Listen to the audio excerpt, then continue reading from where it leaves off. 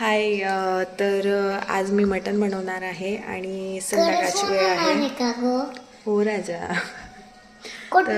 नाही ना बाबा, खरंच बनवणार आहे. तर संध्याकाळची वेळ आहे, संध्याकाळचे 6:30 झाले आहेत. तर आमच्या देवाला काही हे खरं पटत नाही आहे.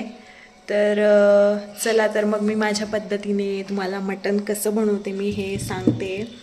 आणि चला मग मी तयारीला लागते स्वयंपाकाच्या. आणि हे सगळे चिल्ले पाडले माझ्यासोबत आहे इथे. छुटकू बिटकू सगळे क्यूटी. हाय कर. हाय. हाय. से हाय बेबी. हॅलो गाईस, आज आम्ही मटण बनवणार.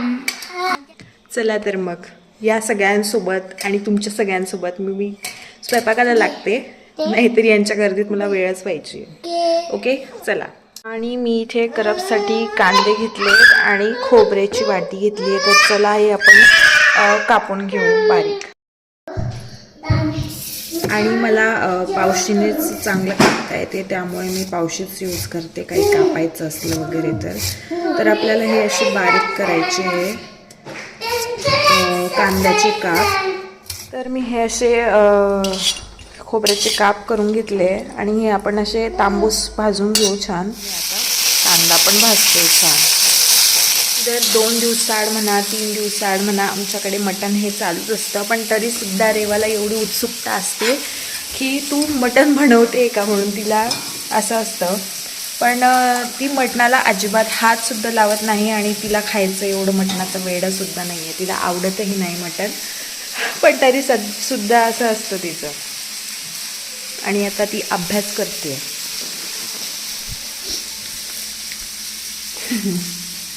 तिचं बघून राघवलाही अभ्यास करायचा मूड आलाय. आणि बेबूचं काय चाललंय बाबा? हे दादा,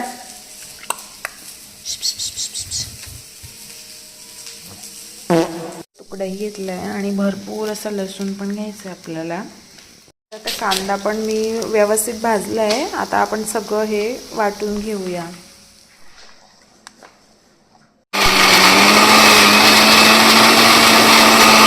छान बारीक वाटून घेतलंय मी आता पेस्ट. तर हा आमचा घरचा मसाला आहे, म्हणजे साधारण आम्ही हा मसाला वर्षभरासाठी बनवून ठेवतो. आणि असं सगळे खडे मसाले वगैरे करून हा आमचा मसाला तयार असतो. तर हा मटण मसाला आहे, तर मी हा टाकणार आहे. तर ह्या पळीचं आमचं माप आहे, जसं सगळ्यांना तिखट लागतं वगैरे, जसं का सगळेजण खाता तसं ह्या पळीचं माप आहे. जसं तुमच्याकडे सगळे खात असतील तिखट वगैरे, तर तुम्ही तसं तिखट त्याप्रमाणे टाकू शकतात. तर मी एवढं टाकणार आहे हे.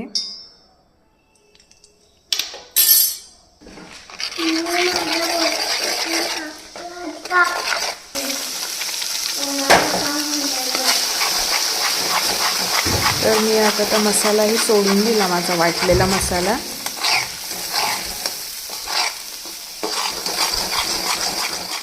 आणि आता मी टाकते धना पावडर. आणि आपल्याला थोडं मसाला परतण्यासाठी थोडं पाणीही टाकायचं आहे.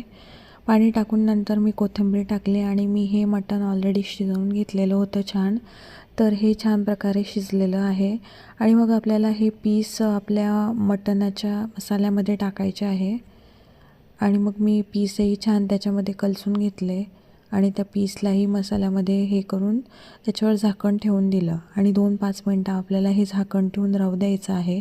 आणि मग नंतर आपल्याला ते मसाल्याला व्यवस्थित मसाला लागला आहे का ते बघून त्याच्यामध्ये आपल्याला सूप सोडायचा आहे. आणि आपल्याला जास्त प्रमाणात सूप नाही आहे टाकायचं, कारण की मी हा सुक्का बनवणार होते त्याच्यामुळे. मग जोवर भाजी होत नाही तोवर आपल्याला परत त्यावर झाकण ठेवायचं आहे. मग नंतर आपली भाजी ही रेडी आहे.